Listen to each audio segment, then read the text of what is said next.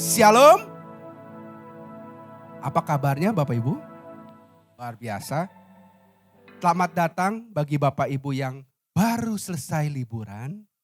Semoga liburan dengan keluarga mempererat tali kasih Bapak Ibu semua. Tepuk tangan dong buat Tuhan Yesus. Yeay.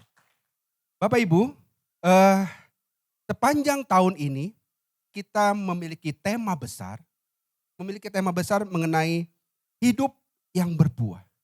Mengenai hidup yang berbuah.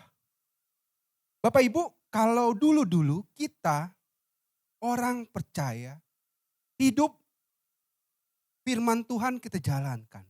Tapi kita simpen buat kehidupan kita. Kita simpen buat keluarga kita.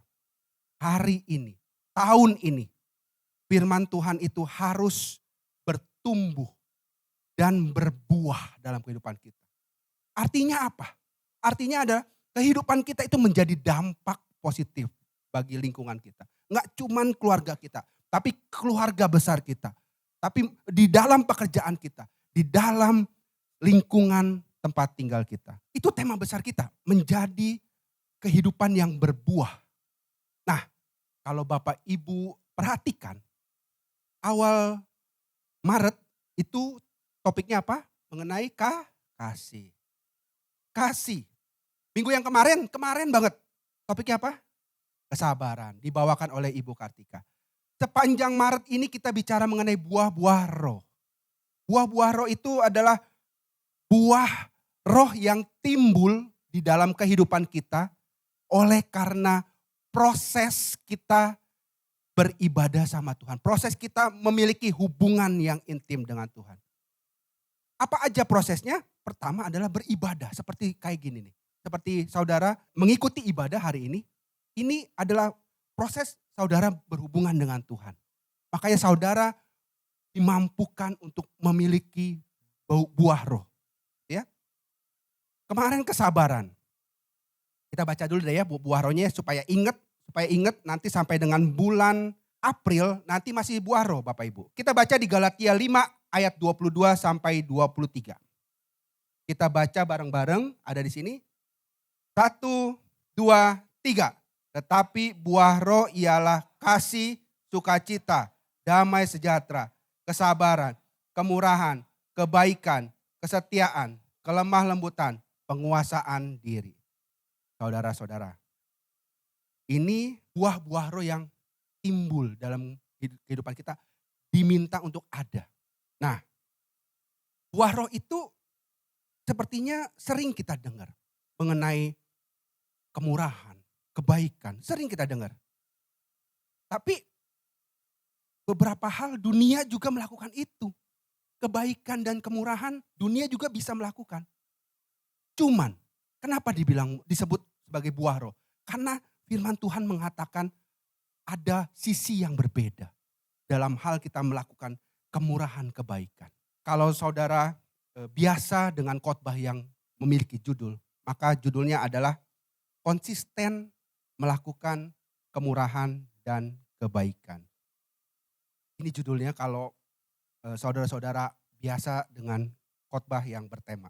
Kemurahan dan kebaikan sering kita dengar. Oh kemurahan, apa ya kemurahan ya? Kemurahan kayaknya berbagi kali ya. Membagikan sesuatu kepada sesama namanya kemurahan gitu ya. Oke, kita tangkap dulu ya. Atau kebaikan. Kebaikannya berbuat baik kali ya. Bersikap baik, berbuat baik. Mungkin itu kali kebaikan ya. Nah kita simpan dulu. Yang benarnya Bapak Ibu, yang benarnya kemurahan itu adalah dalam bahasa Yunaninya. Bahasa Yunani krestotes. Kemurahan dalam bahasa Yunani krestotes yang merujuk pada sikap hati yang benar dan tercermin dalam sikap ramah, murah hati dan kebaikan yang tulus. Bapak Ibu perhatikan yang di bold, yang kata-katanya diwarnain. Sikap hati yang benar. Jadi kemurahan itu adalah dorongan dari dalam hati kita untuk berbuat baik, untuk berbuat benar. Fokus kemurahan itu fokus pada dorongan dari dalam hati kita untuk kita memiliki empati. Kalau kita ngelihat orang yang susah, aduh kasihan ya kayaknya perlu dibantu deh. Nah itu kemurahan tuh, itu kemurahan. Kalau kita melihat orang, aduh kayaknya boleh kali dibantu. Nah, itu kemurahan tuh.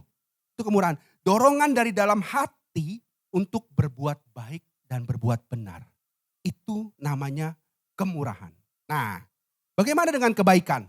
Jadi kemurahan fokus pada sikap hati Bapak Ibu ya. Nah, bagaimana dengan kebaikan? Kebaikan bahasa Yunaninya itu agatosune. Agatosune ini menandakan karakter yang cenderung pada tindakan yang baik hati, menggabungkan niat yang benar dengan kepedulian nyata terhadap orang lain. Jadi kalau kebaikan itu fokus pada tindakannya. Kalau kemurahan fokus mengenai sikap hati yang pengen banget berbuat baik, pengen banget berbuat benar. Nah itu kemurahan tuh. Tapi kalau kebaikan itu tindakan atas kemurahan itu. Menindaklanjuti dengan tindakan dari apa yang kita, aduh kasihan ya, udah deh kita tolong. Nah itu kebaikan dan kemurahan. Jadi kebaikan dan kemurahan seperti itu Bapak Ibu.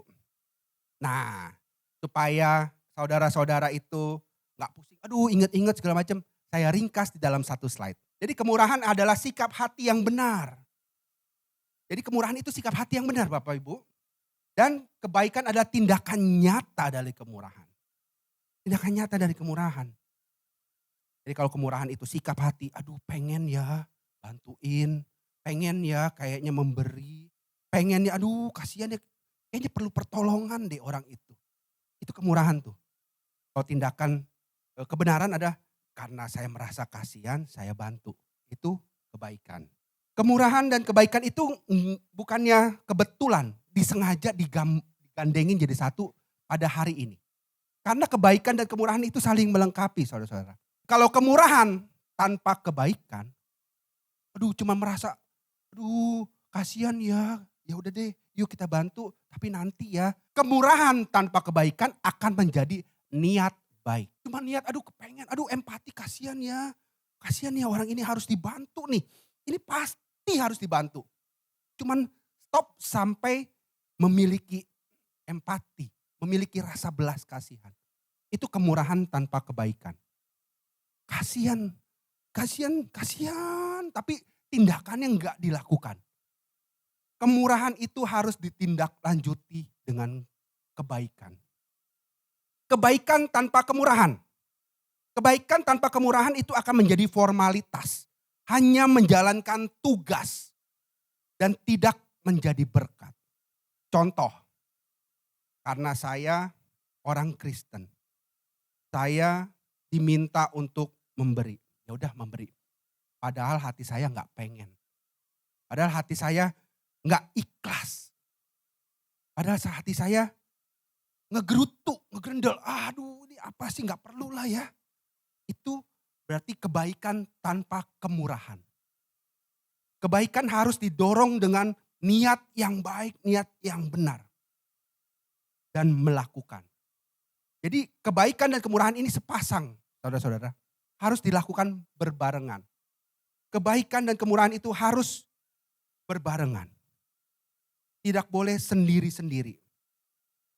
Contohnya lagi kalau kita melakukan kebaikan tanpa kemurahan. Bisa jadi kita melayani suami kita atau melayani istri kita. Tapi niatnya udah enggak. Atau mukanya masem gitu. Bawa makanan, mukanya asem terus gitu ya. Niat karena kewajiban aja. Karena kewajiban aja bahwa saya seorang suami harus melayani istri, harus bekerja di kantor. Tapi hati saya enggak benar. Hati saya enggak memiliki hati yang benar untuk melayani istri. Begitu juga dengan istri. Istri melayani suami, kalau orang sana bilang misu-misu gitu, ngegerundel. Yaudah deh, karena saya istri harus melayani suami, ya udah tetap dijalani melayani. Tapi dorongannya hati yang benar itu pengen melayani itu enggak ada. Hanya sebatas kewajiban. Hanya sebatas identitas aja. Saudara, kemurahan dan kebaikan itu sering kita dengar. Sering kita lakukan. Sering kita dengar, sering kita lakukan. Atau bahkan kita sering pernah menerimanya dulu. Waktu kita kecil, kita diberikan kemurahan, kebaikan oleh orang tua kita. Sayang-sayang, sampai kita besar. Dipelihara oleh orang tua kita dibesarin sampai dengan besar. Waktu kita sudah besar, kita juga mulai belajar untuk memberikan kemurahan dan kebaikan kepada orang lain. Terutama kepada pasangan kita, pada suami kita, kepada istri kita. Kita memberikan kemurahan, hati kita senang melayani atau kita senang pada saat kita ketemu dengan pasangan kita. Senang dulu-dulu kita pacaran, kita wah ketawa bareng, hahaha, ngobrol ngalor ngidul gitu ya Bapak Ibu ya. Sampai kita lupa, tadi kita awalnya ngomong apa lupa. Karena kita saking serunya ngobrol, saking serunya kita berinteraksi, saking serunya kita saling memberikan kemurahan. Tapi pertanyaannya, apakah kemurahan dan kebaikan itu masih kita lakukan nggak hari ini? Atau kita masih lakukan, tapi kita pilih-pilih orangnya. Yang ini berhak menerima kebaikan saya, kemurahan, yang ini nggak perlu. Karena yang ini tidak menghargai kebaikan saya. Yang ini boleh saya berikan kebaikan karena yang ini nemenin saya.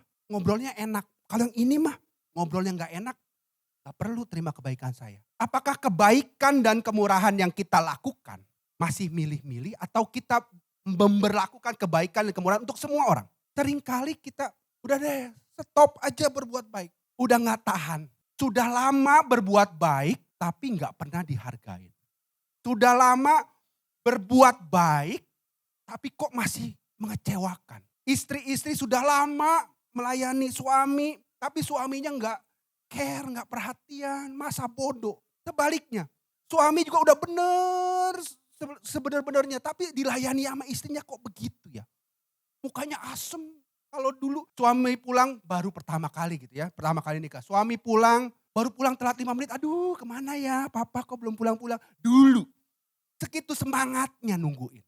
Kalau sekarang, pasti ngelayap tuh malam-malam ya. Kemana aja tuh biarin nanti paling sampai rumah makan sendiri, tuh ada di meja makan. Seringkali kita stop berbuat kemurahan dan kebaikan. Karena apa? Karena kita berasa udah cukup berbuat baik selama sekian tahun. Tapi nggak pernah kita dihargai. Nggak pernah kita dibaik-baikin, nggak pernah. Kita seringkali memutuskan untuk berhenti. Dulu pernah, kita stop pada dulu pernah berbuat baik. Sama mertua kita dulu pertama kali nikah, baik bener sama mertua. Kayaknya perhatian, oh mama kok baik banget ya. Tapi kok makin kesini makin bawel ya. Kok mama mertua jadi makin bawel. Ini diatur, itu diatur. Ngurus anak-anak mau ikut ngatur. Jadi sebel. Tetap sih melayani mertua. Tapi hatinya udah gak bener. Karena kecewa. Karena tidak dihargain. Jadi kita banyak dari kita itu berhenti melakukan kebaikan. Karena kita disakiti. Kita dikecewakan. Rasa tidak dihargai. Jadi Bapak Ibu, kita berhenti pada pernah gak berbuat baik? Pernah sih, tapi sekarang masih. Tapi sama si Anu mah enggak, ini mah orangnya rese. Gak perlu berbuat baik sama dia, rese orang ini mah. Jangan, mendingan sama si Anu aja. Si Anu ini orangnya, ya jempol ya. Oke, orangnya baik. Kalau lu baikin dia pasti baikin. Kalau lu baikin sama ini mah bocengli orang punya. Ya, orang Inggris bilang begitu, bocengli, dibaikin gak bisa bales. Kebaikan pasti dikasih kebaikan apapun pasti akan enggak menghargai. Wah, pasti jangan sama ini. Banyak hal yang membuat kita stop berbuat baik terhadap suami kita, terhadap istri kita, terhadap orang tua kita, terhadap mertua kita. Kita stop berbuat baik dengan berbagai macam alasan, disakiti, dilukai, dikecewakan, tidak dihargai. Walaupun kita tahu kebenaran firman Tuhan. Kita ibadah setiap minggu. Kita tahu kebenaran firman Tuhan. Contohnya, kebenaran firman Tuhan yang ada di 1 Petrus 3 ayat 9. Ini firman Tuhan ini udah sering kita dengar, sering kita lihat dan kita tahu. Kita tahu dalam kehidupan kita, tapi ya kok tetap kita nggak mau berbuat baik. Kita baca bareng-bareng ya. 1, 2, 3. Jangan membalas kejahatan dengan kejahatan. Jangan memaki orang yang mencerca saudara. Sebaliknya, berdoalah meminta pertolongan Allah bagi mereka. Sebab kita harus bersikap baik terhadap orang lain dan Allah akan memberkati kita karenanya. Firman Tuhan ini sering kita dengar ya, dan kita tahu ya, bahwa jangan membalas kejahatan dengan kejahatan. Tapi kan saya nggak membalas dengan kejahatan ya. Ya, tapi mungkin saudara berhenti berbuat baik. Saudara membalas kejahatan itu bukan dengan kejahatan tapi dengan diem. Udah, pokok aku pengennya diem aja deh. Mungkin bukan kejahatan, tapi saudara tetap membalas kejahatan dengan diam. Saudara udah sering dengar firman Tuhan ini, tapi saudara masih memilih untuk tidak mau berbuat kebaikan. Atau firman Tuhan yang ini nih, Matius 5 ayat 39. Saudara juga pasti sering dengar. Saudara juga tahu pasti, sering baca. Matius 5 ayat 39, sambil nunggu saya bacain aja. Ini yang bunyinya seperti ini nih saudara. Matius 5 ayat 39, tetapi aku berkata kepadamu, janganlah kamu melawan orang yang berbuat jahat kepadamu. Melainkan siapapun yang menampar pipi kananmu, berilah juga kepadanya pipi kirimu. Jadi ini bicara mengenai enggak melawan. Ini udah sering belum kita dengar firman Tuhan ya? Sering ya? Waduh ini semenjak sekolah minggu juga saya udah pernah dengar. Tapi sering banyak dari kita itu masih memilih untuk stop melakukan kebaikan. Karena kita pengen ngelawan. Kita gak nyaman terus menerus berbuat kebaikan tapi gak dihargain. Kita melawan dengan stop berbuat kebaikan. Kita stop berbuat kebaikan. Karena udah gak tahan lagi. Udahlah. Stop berbuat kebaikan. Padahal kita udah tahu firman Tuhannya bahwa kita nggak boleh membalas kejahatan dan kejahatan. Kalau menampar pipi kiri kasih pipi kanan. Tapi kita masih memutuskan untuk tidak berbuat baik. Melawan kejahatan itu dengan diam. Atau bahkan melawan kejahatan itu dengan kejahatan juga. Atau ada firman Tuhan yang menyampaikan bahwa kalau kita terus menerus melakukan perbuatan baik. Minimal ada dua hal yang akan terjadi. Yang pertama adalah pada saat kita terus menerus melakukan perbuatan baik, maka kita akan memuliakan nama Tuhan. Bapa di surga akan dipermuliakan. Ada di Matius 5 ayat 16, saya bacakan saja. Demikianlah hendaknya terangmu bercahaya di depan orang, supaya mereka melihat perbuatanmu yang baik dan memuliakan Bapamu yang di surga. Jadi pada saat kita terus menerus melakukan perbuatan baik, walaupun kita dikecewakan, walaupun kita disakiti, walaupun kita tidak dihargai, orang-orang akan pertama kali akan bilang apa? Bodoh lu, udah tahu dikecewain, masih berbuat baik. Awal-awal orang akan bilang begitu, benar apa benar? Benar. Kedua kali, ketiga kali masih bodoh. Mungkin keempat, kelima kali orang akan mikir, ini orang dari mana ya? Luar biasa. Udah disakitin, udah dikecewain, udah nggak dihargain tapi masih berbuat baik. Ini pasti pengikut Kristus. Agama lain kayaknya nggak ada. Itu yang dimaksud dengan memuliakan Bapa di surga. Pada akhirnya, pada saat kita terus menerus berbuat baik, maka nama Tuhan pasti dipermuliakan. Amin. Fakta yang kedua Bapak Ibu, kalau kita terus menerus berbuat baik, fakta yang kedua, kita akan menuai perubahan hidup. Bacaan Alkitabnya diambil dari Galatia 6 ayat 9. Saya bacakan aja. Sebab itu janganlah kita menjadi bosan melakukan hal-hal yang baik. Sebab kalau kita tidak berhenti melakukan hal-hal itu, sekali kelak kita akan menuai hasilnya. Amin. Seringkali kita bilang stop, udah. Kita pengen merubah suami kita. Karena suami kita jarang ke gereja, kita pengen ngajakin ke gereja. Kita mulai dengan perbuatan baik. Kita pengen ngajakin istri kita ke gereja, kita mulai dengan perbuatan baik. Ya disayang-sayang, dipuji-puji gitu ya. Melakukan perbuatan baik, nganterin kemana-mana. Tapi kok udah sekian lama, kok dia gak mau berubah ya. Sekian lama udah berbuat baik, kiri kanan, atas bawah berbuat baik. Terus menerus berbuat baik. Di satu titik kita mikir, kayaknya perbuatan baik saya kok kayaknya sia-sia ya. Udah deh stop. Padahal firman Tuhan bilang hari ini, kalau kita tidak bosan, terus menerus. Ini firman Tuhan yang bilang ya, suatu hari kelak kita akan menuai hasilnya. Orang-orang akan diubahkan. Suami kita akan diubahkan, istri kita akan diubahkan. Seringkali kita cuma pengen perubahan hidup. Tapi kita memilih untuk berhenti melakukan perbuatan baik.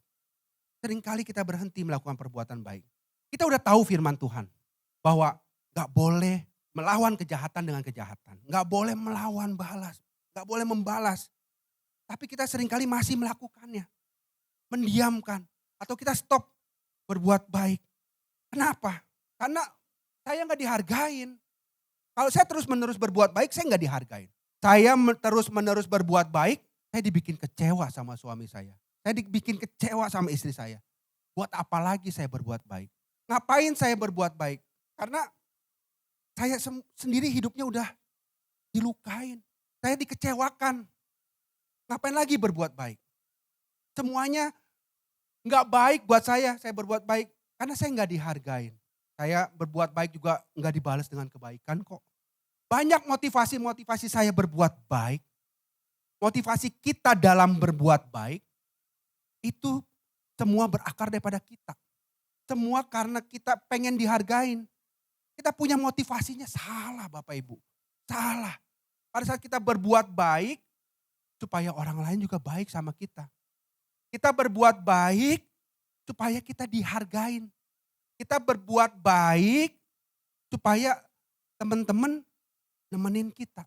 Kita berbuat baik, supaya kita dihargain. Semua berakar dari kita. Kita memiliki motivasi yang salah. Kita memiliki motivasi yang salah.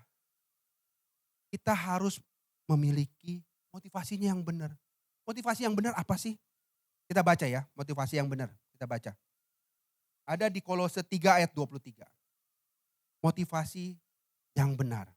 Kita baca bareng-bareng ya Bapak Ibu ya. 1, 2, 3.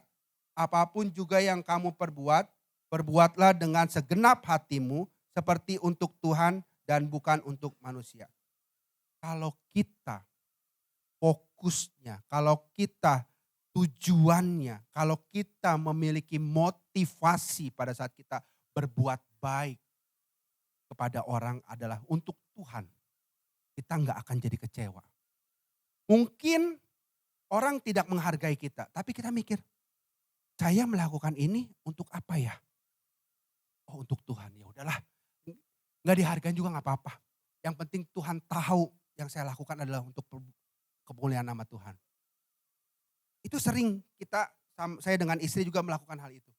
Kalau kita dipetok, kenapa ya? Kita udah melakukan ini, tapi kok hasilnya begini? Kita selalu mikir, ya udahlah, ini kan untuk kemuliaan nama Tuhan ya. Gak perlu kecewa, gak perlu kita jadi berhenti berbuat baik. Karena semata-mata untuk memuliakan nama Tuhan. Semata-mata karena kita ingin menyenangkan hati Tuhan. Gak ada alasan lain. Kalau saya mah melakukan ini karena semata-mata Tuhan udah baik. Kalau kita melakukan kebaikan semata-mata karena Tuhan baik. Jadi saya melakukan kebaikan karena ingin memuliakan nama Tuhan. Jadi kita dimampukan untuk terus menerus berbuat baik. Kalau kita memiliki motivasi yang benar. Motivasi kita apa? Motivasi kita ingin menyenangkan hati Tuhan. Apapun yang kita lakukan lakukannya untuk Tuhan. Mungkin secara nyata kita lakukan pada manusia. Tapi tujuan kita untuk menyenangkan hati Tuhan. Gak ada yang lain. Maka kita tidak akan menjadi kecewa. Kita walaupun tidak dihargai, kita tetap melakukan. Walaupun dikecewakan, kita tetap melakukan. Walaupun luka hatinya, kita masih melakukan. Karena kita tahu bahwa kita melakukan ini bukan buat manusia. Tapi kita melakukan ini hanya untuk Tuhan semata-mata. Jadi Bapak Ibu ini satu statement yang menutup khotbah hari ini. Kita baca bareng-bareng ya. Kita baca bareng-bareng. 1, 2, 3. Saya mampu terus melakukan kebaikan bila tujuan saya menyenangkan hati Tuhan. Ini antara lapar, gak kompak, mirip-mirip Bapak Ibu ya. Kita coba sekali lagi ya. Yang semangat, abis ini ditungguin tukang bakmi gitu ya. Bakmi casio, oke. Kita bareng-bareng, yang semangat, saya pandu Bapak Ibu ya. Saya pandu bareng-bareng, kita baca statement ini ya. 1, 2, 3. Saya mampu terus melakukan kebaikan bila tujuan saya menyenangkan hati Tuhan. Amin. Jadi kalau tujuan kita, motivasi kita melakukan kebaikan, maka kita nggak akan menjadi kecewa. Kita akan dimampukan untuk terus menerus melakukan kebaikan. Walaupun tidak dihargai masih melakukan kebaikan. Walaupun dikecewakan masih melakukan kebaikan. Walaupun orang-orang tidak melihat kebaikan saya masih melakukan kebaikan. Karena saya tahu kebaikan yang saya lakukan hanya untuk menyenangkan hati Tuhan.